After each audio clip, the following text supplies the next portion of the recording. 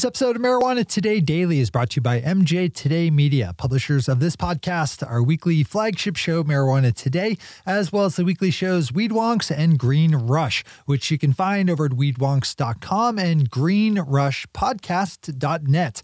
If you have a legal marijuana business, brand, or service that you want to introduce to the best audience in the industry, then you need to be spending some of your marketing budget with us. Get in touch with me today to learn how. Just email me at shay@mjtodaymedia.com with Shay spelled S-H-E-A.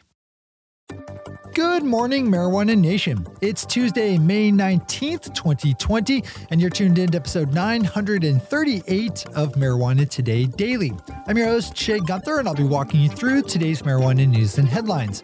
As always, we have a full and busy day of cannabis news in our hands, so let's jump right into it.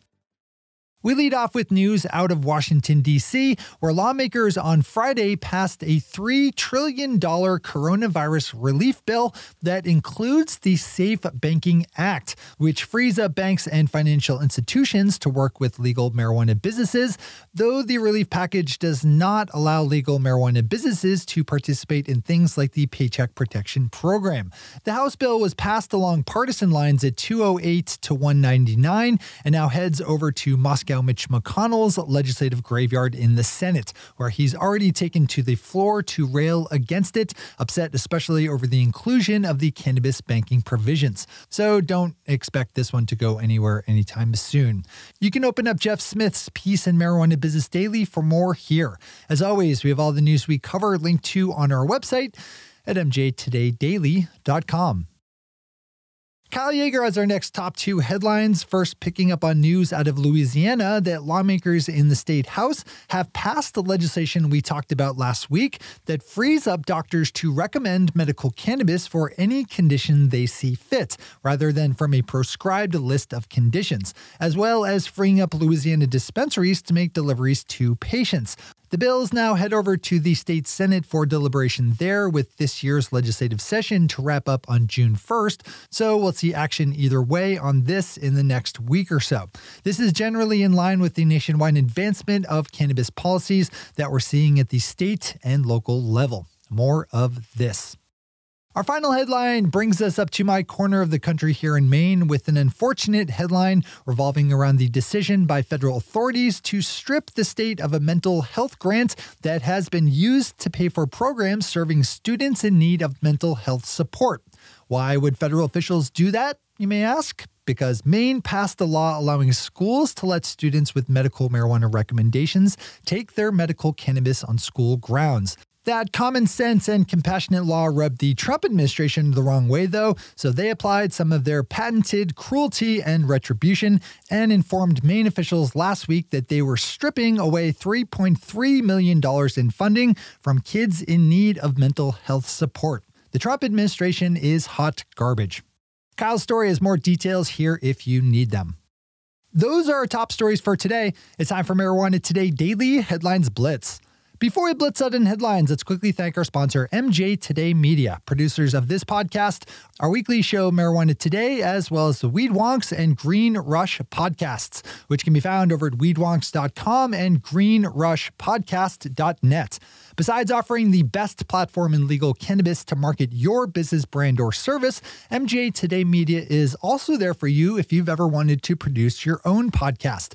That's the ultimate play in legal marijuana podcast marketing, as it gives you complete control over your show and is an amazing platform for networking, learning more about the industry, and building your own communication skills. We're a soup to nuts shop and can help you with everything from pre-production through recording, editing, and publishing.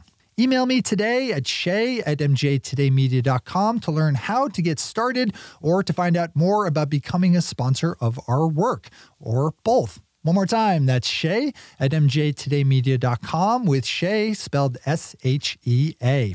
All right, time for the blitz. Massachusetts authorities just announced that adult use stores in that state will be able to open back up starting on May 25th. though they will be restricted to curbside orders placed online or through the phone. Adult use shops in Massachusetts have been closed down since March after Governor Charlie Baker deemed medical marijuana dispensaries necessary but ordered adult use stores to close. So the news will come as a great relief to a lot of people in the state. Adult use stores have to put together a detailed plan for how they will operate as safely as possible and will be required to provide PPE for their workers, set up socially distanced sales flows, clean their spaces often, and designate procedures for when workers get sick. A planned acquisition of Colorado-based dispensary chain Strawberry Fields by Schwazze, formerly known as Medicine Man Technologies, also of Colorado, has been called off. You might remember a lot of stories popping up last year of Medicine Man, now known as Schwazze, buying up all kinds of dispensaries located throughout Colorado. This deal between Schwazze and Strawberry Fields was valued at $31 million in cash and stock and was canceled by Strawberry Fields, with its owners Mike and Rick Quissel saying their team had decided to stay independent. A spokesperson for Schwazze said all other planned deals that have not yet closed are still moving ahead. Ohio-based multi-state cannabis operator Acreage Holdings announced yesterday that it was cutting its overhead costs and taking a $80 to $100 million charge in the quarter ending March 31st. The company did not share details for how it was cutting overhead, only that it would not be through job cuts. Acreage also said it sold a medical shop in North Dakota and undeveloped real estate holdings in Massachusetts.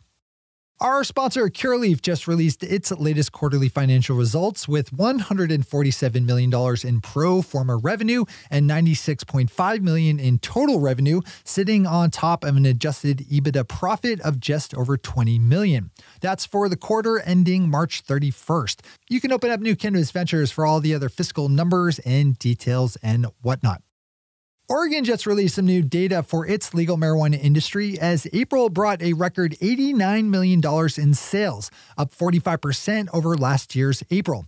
Oregon's legal marijuana industry was deemed essential in Governor Kate Brown's coronavirus pandemic shutdown and has been operating ever since under modified rules allowing for things like curbside pickup. A bill was passed out of Oklahoma state legislature on Friday and sent to the desk of Governor Kevin Stitt that would allow out-of-state residents to get temporary medical marijuana cards and that would allow for medical cannabis delivery. Oklahoma is one of the most progressive medical cannabis programs in the country, marked largely by a lack of regulation and barriers to entry for entrepreneurs. The new legislation, House Bill 3228, would give visitors to Oklahoma the ability to get 90-day medical marijuana cards, even if they're not registered in their own home state. That is groundbreaking. We'll hit back on this one after the legislation is handled by Governor Stitt.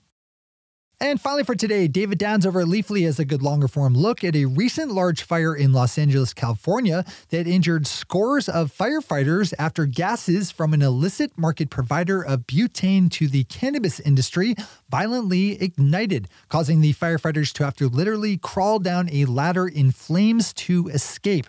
I've seen the video. It's terrifying. Thankfully, no firefighters died in the blaze, but that could have just as easily turned the other way. David's story examines this situation through the frame of legalization and safety, pointing out that illicit market businesses like this are a danger to themselves, their neighbors, and firefighters. Give this one a read today. Those are the headlines and news for the day. I'll be back with you again tomorrow morning with another information-packed episode of Marijuana Today Daily. But in the meantime, if you have any stories to share or feedback to give, zip us an email to headlines@mjtodaydaily.com. And while you're clicking around the interwebs, swing over to our website at mjtodaydaily.com to find links to all the news we cover.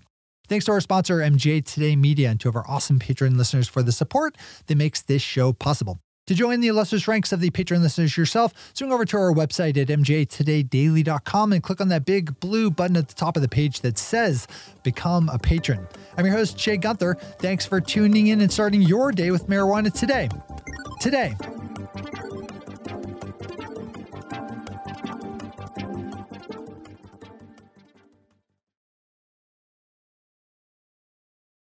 One take, Shay. One take.